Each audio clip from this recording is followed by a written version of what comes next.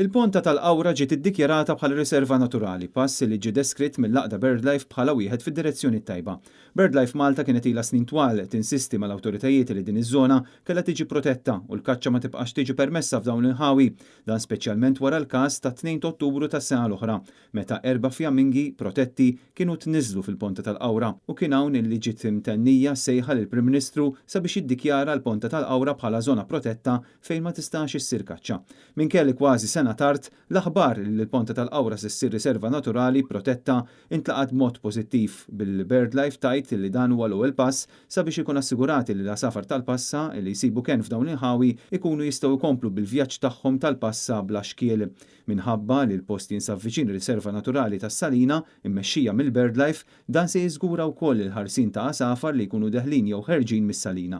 L-avviż legali dwar il-ponta tal-Qawra li kien ippubblikat mill-Gvern tfassal wara konsultazzjoni mal-ERA.